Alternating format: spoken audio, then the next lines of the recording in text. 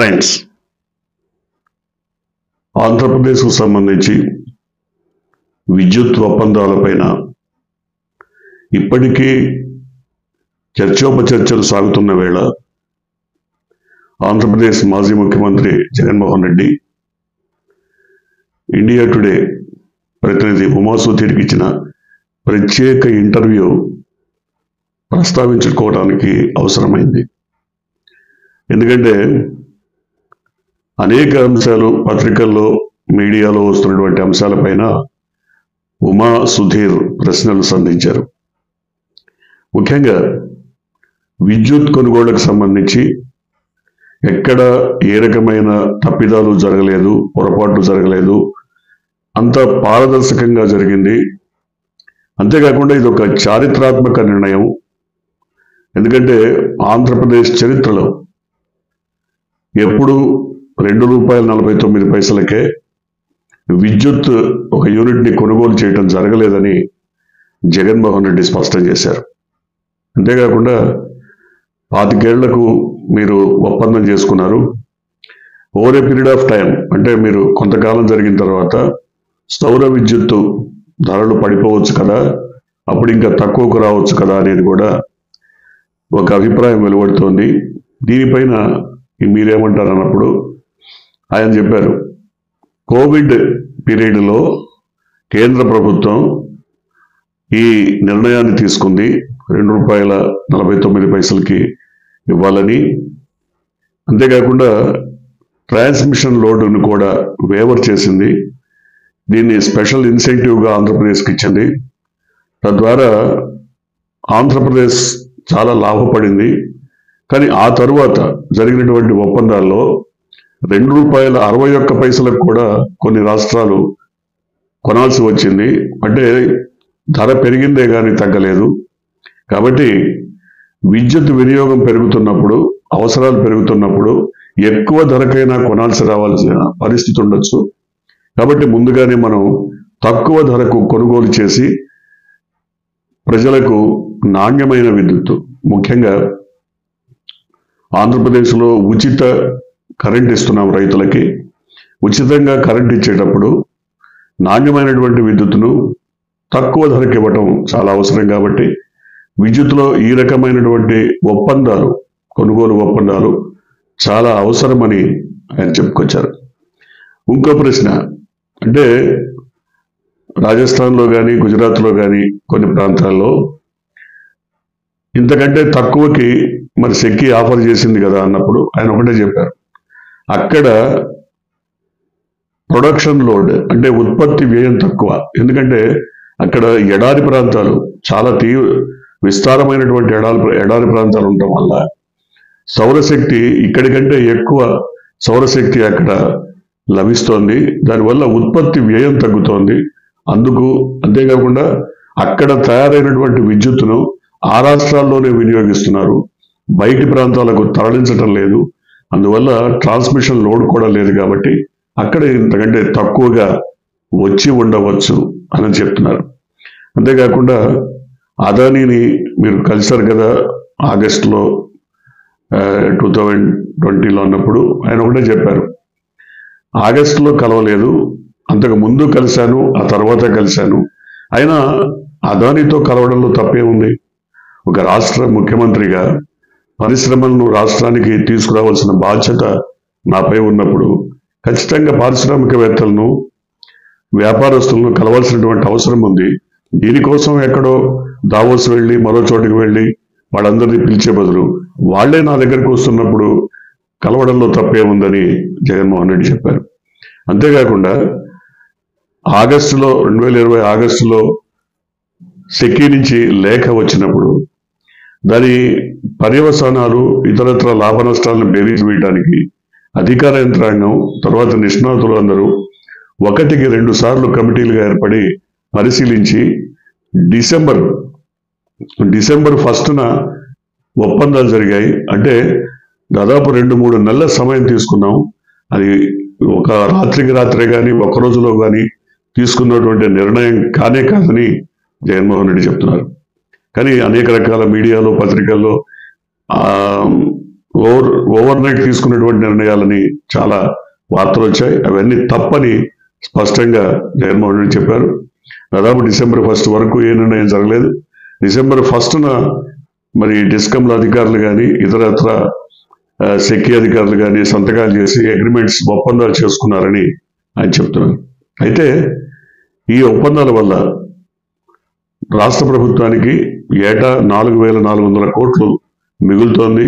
అంతేకాకుండా దాదాపు 25 ఏళ్లకు చూసుకుంటే 1,00,000 కోట్ల సొమ్ముని ధనాన్ని మిగిల్చినట్టు అవుతుంది, సొమ్ముని ఆదా చేసినట్టు అవుతుంది. ఇది రాష్ట్రానికి చాలా అవసరమైనటువంటి విషయం. ఎందుకంటే అప్పుల్లో ఉండి ఆర్థిక భారాన్ని మోయలేని స్థితిలో ఉన్న ప్రభుత్వం మరి ఈ రకమైన నిర్ణయం తీసుకోకపోతే తప్పకుండా మరొక ప్రభుత్వం, మరొక రాష్ట్రం ఇలాంటి వాటిని వినియోగించుకొని ఉండేది. ఒకవేళ తాను గనక సెకీ రాసిన లెటర్కి స్పందించకుండా దాన్ని పక్కకు పెట్టుంటే, సెట్ అసైడ్ చేసి ఉంటే తప్పకుండా తన మీద అనేక రకాల విమర్శలు వచ్చేవి. ఎందుకంటే ఒక పక్క కేంద్ర ప్రభుత్వమే ముందుకొచ్చి మీకు తక్కువ ధరకు విద్యుత్ ఇస్తానని చెప్తున్నప్పుడు మీరెందుకు దాన్ని పరిశీలించలేదు, దాన్ని అంగీకరించలేదనే నెపం నా పైన వచ్చి ఉండేది. కానీ ఇవాళ దాన్ని పరిశీలించి 1-2 సార్లు క్రాస్ చెక్ చేసుకుని ఒప్పందాన్ని ఖరారు చేసుకునే ఇప్పటికి కూడా అనేక రకాల అభియోగాలు మోపుతున్నారని ఆయన చెప్పుకొచ్చారు. కేంద్ర ప్రభుత్వం ఆత్మనిర్భర్ భారత్లో భాగంగా మోడీ అధికారంలోకి వచ్చాక ఆత్మనిర్భర్ భారత్ అనే ఒక ప్రత్యేక కార్యక్రమాన్ని తీసుకున్నారు. అంటే స్వయం స్వావలంబన, అంటే మనకి మనంగా ఎదగడం, భారతదేశం స్వశక్తి మీద ఎదిగే దిశగా పయనించాలని ఆత్మనిర్భర్ భారత్ కార్యక్రమాన్ని మోడీ చేపట్టారు. అందులో భాగంగా సెక్కీని ఏర్పాటు చేశారు.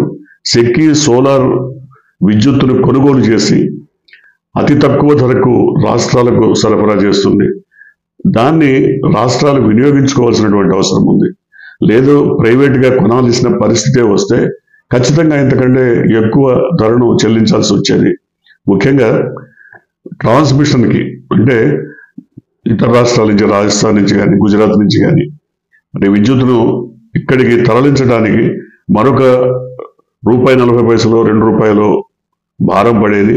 అప్పుడు మొత్తం ₹4.49 లేకపోతే ₹5 అయ్యేది. కాబట్టి మనం ఆ లోడ్ లేకుండా, ఆ భారం లేకుండా కేవలం సెక్కీ నిర్ణయించిన అతి తక్కువ ధరకు కొనడం వల్ల అన్ని విధాల లాభపడ్డాం, లబ్ధి పొందామని జగన్మోహన్ రెడ్డి చెప్పారు. చివరిగా ఆయన ఉమాసుధీర్ అడిగిన ఒక ప్రశ్నకు సూటిగా సమాధానం చెప్పారు. మీకు లంచాలు ఇచ్చారు, ఇన్సెంటివ్స్ ఇచ్చారు కదా, ఇచ్చినట్టుగా వార్తలు వస్తున్నాయి కదా, దీని మీద మీరు ఏమంటారన్న ప్రశ్నకు ఆయన స్పష్టంగా ఒక వ్యాఖ్య చేశారు. నన్నెవరూ కొనలేరు, నాకెవరూ లంచం ఇవ్వలేదు, ఇవ్వరు, ఇచ్చే ప్రసక్తే లేదు. కాబట్టి ఈ లంచాల విషయం పూర్తిగా అబద్ధం, అవాస్తవం. రెండోది, ఏదైతే అమెరికా కోర్టులో FBI దాఖలు చేసినటువంటి ఛార్జ్ షీట్లో నా పేరు ఎక్కడా ప్రస్తావించలేదు, ఎక్కడా లేదు. ఇదంతా పూర్తిగా అభూత కల్పన. రెండోది, ఒకవేళ కోర్టుకు సంబంధించి ఏదైనా కేసులుంటే అది ఆదాని కోర్టు చూసుకుంటుంది, లేదా సెక్కీతో మేము ఒప్పందం చేసుకున్నాం, సెక్కీ మధ్యవర్తిగా ఉంది కాబట్టి సెక్కీ దాన్ని నిర్ణయించాల్సి ఉంటుంది, దాన్ని ఏ రకంగా ముందుకు పోవాలో చేయాల్సి ఉంటుంది. అంతేగాని నా పేరు ఎక్కడా లేదు, నాతో ఒప్పందం జరగలేదు, మేము సెక్కీతో ఒప్పందం చేసుకున్నాం కానీ ఆదానితో కానీ మరో ప్రైవేట్ పార్టీతో ఎక్కడా ఒప్పందం చేసుకోలేదు. ఇందులో థర్డ్ పార్టీ ప్రమేయమే లేదు. కాబట్టి మేము ఆదానితో ఒప్పందం చేసుకోలేదు, ఆదానితో చర్చలు ఈ విషయమై జరపలేదు, ఆదాని ఈ విషయమై నన్ను కలవలేదు.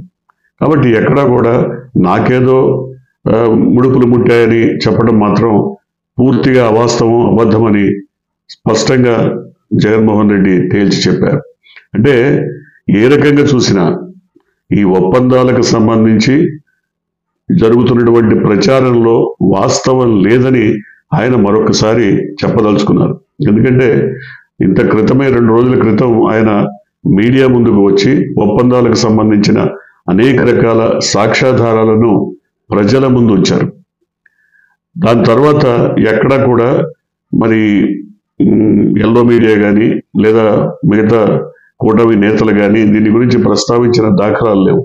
అంతేకాకుండా కేంద్ర ప్రభుత్వానికి సంబంధించినటువంటి కేంద్ర ప్రభుత్వ రంగ నవరత్నాల్లోని ఒకటైనటువంటి సెక్కి, వాళ్ళు నవరత్నాలని కొన్ని ఏర్పాటు చేశారు. వాటిల్లో సెక్కి ప్రధానమైంది. సెక్కి నిర్ణయించిన మేరకు, సెక్కి నిర్ధారించిన మేరకు మరి ఒప్పందం జరిగినప్పుడు సెక్కిదే బాధ్యత అవుతుంది, కానీ జగన్మోహన్ రెడ్డికి ఇందులో సంబంధం లేదు. అయితే సోలార్ విద్యుత్తుకు సంబంధించి సెక్కి ఒప్పందాలు చేసుకున్నా దాని మీద మేము గ్యారంటీ ఇస్తామని ఒకవేళ అదాని రాష్ట్రాలకు చెప్తే చెప్పుండొచ్చు. మేము నిరంతరాయంగా మేము విద్యుత్ సరఫరా చేస్తాం, నాణ్యమైన విద్యుత్ ఇస్తాం, సెక్కికి మేము ఇదే చెప్పామని ఒకవేళ వాళ్ళు ఒప్పిస్తే ఉండవచ్చు. కానీ ముడుపులు ముట్టాయి, అందులోనూ అత్యధికంగా జగన్మోహన్ రెడ్డికి ఆఫర్ చేశారన్న మాట మాత్రం పూర్తిగా అవాస్తవమని జగన్మోహన్ రెడ్డి గారు చెప్తున్నారు. ఆయన స్పష్టంగా చెప్పారు, నన్నెవరు కొనలేరు, నాకెవరు ఏ రకమైనటువంటి ఇన్సెంటివ్స్ అంటే ముడుపులు ఆఫర్ చేయలేదు అని స్పష్టంగా మరొకసారి తెలియజేశారు. ఏది ఏమైనప్పటికీ ఈ అంశంలో ఎల్లో మీడియా లేదా కూటమి నేతలు ఎంతగా అప్రదిష్ట చెయ్యాలో అంతగా చేయడానికి ప్రయత్నించారు. అయితే దీని మీద ఎల్లో మీడియా చేసిన ప్రచారం పైన 2 రోజుల్లో మరి క్షమాపణ చెప్పకపోతే, అది కూడా మొదటి పేజీలో వేయకపోతే తప్పకుండా తాము నోటీసులు ఇస్తామన్నారు.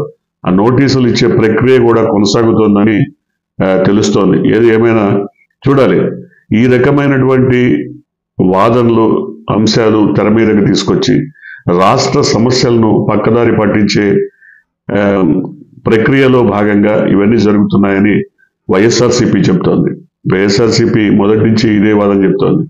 రాష్ట్ర సమస్యలు లేదా వైఫల్యాలు, కూటమి వైఫల్యాలు, వీటన్నిటినీ పక్కదారి పట్టించడం కోసమే కేవలం ఈ రకమైన అంశాలని తెర మీదకు తీసుకొచ్చి వీటిని ప్రజల్లో చర్చనీయాంశాలుగా మారుస్తున్నారని పదే పదే వైఎస్ఆర్సీపీ చెప్తోంది.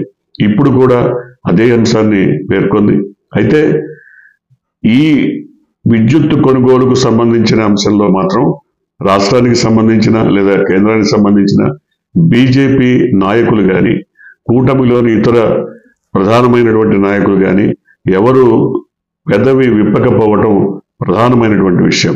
ఎందుకంటే ఇది కేంద్ర ప్రభుత్వానికి, రాష్ట్ర ప్రభుత్వానికి జరిగిన ఒప్పందం. కేంద్రం ఒక సహృదయంతో, సద్భావనతో రాష్ట్రానికి ఇన్సెంటివ్గా ట్రాన్స్మిషన్ ఛార్జెస్ కూడా వేవర్ చేసి వాటిని తొలగించి మరి అతి తక్కువ ధరకు విద్యుత్తును ఆంధ్రప్రదేశ్కు ఇవ్వడం ద్వారా కేంద్రం ఒక విధంగా ఆంధ్రప్రదేశ్కు మేలు చేసిందనే జగన్మోహన్ రెడ్డి కూడా చెప్పారు. జగన్మోహన్ రెడ్డి కూడా కేంద్రాన్ని ఈ విషయంలో అభినందించారు. కాబట్టి కేంద్రం ఖచ్చితంగా ఈ అంశాన్ని కీలకమైనటువంటి విషయంగా పరిగణించిందా? అందువల్లనే బీజేపీ నాయకులు ఎవరు పెదవి విప్పడం లేదా? మరి కూటమి నేతల్లో కూడా దీనిపైనటువంటి సందేహాలేంటి, ఎందుకని మాట్లాడలేకపోతున్నారంటే కేవలం ఒకటే అంశం, ఇది కేంద్రానికి రాష్ట్రానికి జరిగిన ఒప్పందం కావడమే. అయితే ఎల్లో మీడియా మాత్రం పనిగట్టుకొని నిరంతరం, దాదాపుగా ఇది దశాబ్దన్నర కాలంగా సాగుతున్న విషయం కాబట్టి వాళ్ళు నిరంతరం ఏదో రకం బురద చల్లటానికి తన పైన నిరంతరం ప్రయత్నిస్తూనే ఉన్నారని జగన్మోహన్ రెడ్డి కూడా చెప్తున్నారు. అయితే ఆయన ఈ నోటీసులు పంపిన తర్వాత ఏ రకమైనటువంటి చర్యలు ఉంటాయో చూడాలి.